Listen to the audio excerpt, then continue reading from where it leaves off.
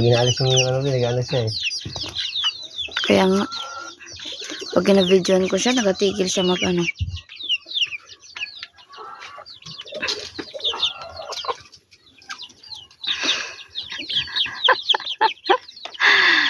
Ano ba yung ginagawa mo na?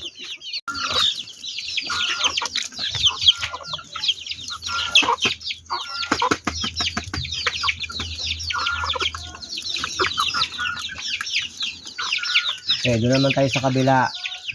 Sa kabilang area, sa mga maliliit. O, doon na kayo. Baba na. Baba na. Baba. Ito sa maliliit. Baka may nagtain na yata sa likod, ha? Ito sa maliliit.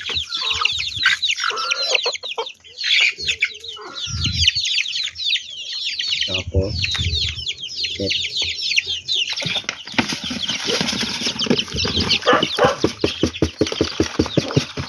Ito naman yung mga maliliit natin. Kain. Agawan. Yan. Sige. Agawan. Para bukas umaga.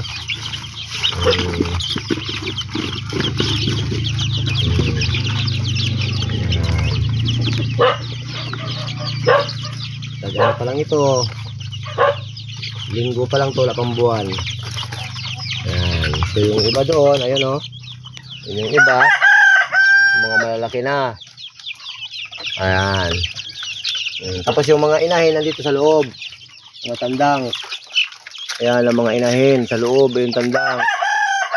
Ayan. Ito. Yan sila nakabatog dito yung iba. Ayan. Ang iba naglilimlim doon. Yung sa tapos may naglilimlim sa taas. Ay sa puno ng mangga naglilimlim. Ayun. Sa puno ng mangga nagalimlim, isa. Tapos nandoon ang nagalimlim ang isa doon sa kabila. Doon, ayun, nagalimlim dyan. Yan, may nagalimlim dyan. Oh. Ito yung mga ano. Yan ang mga inahin. Dito ang breeding namin, breeding season dito. Tandang. Tandang, dalawa lang yung tandang. Dalawa yung tandang, tapos 8 ang inahin. 8 ang inahin. Yan. Pag nagpisa sila, dito na namin ilalagay. Dito.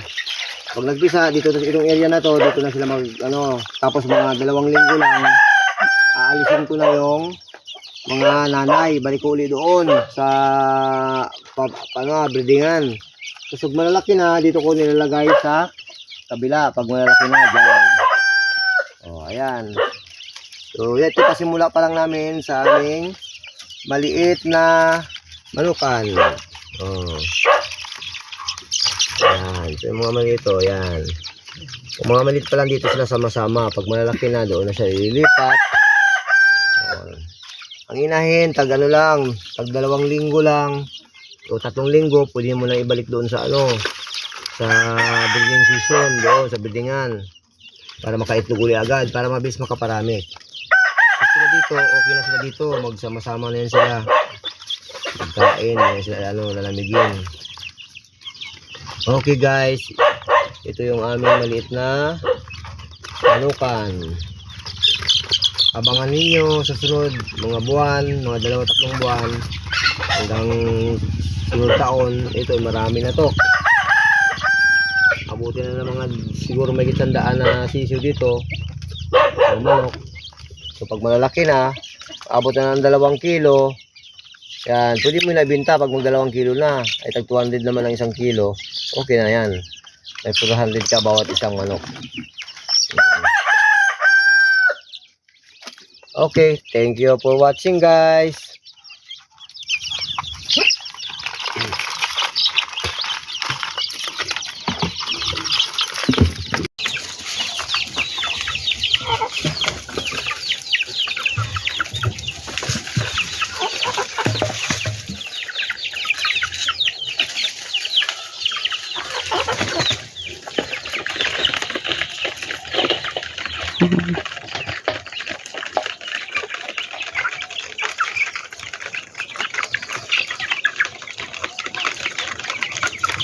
Kawawa naman ito.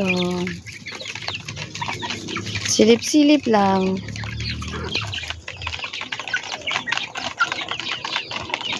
Pwede makakan yung isa.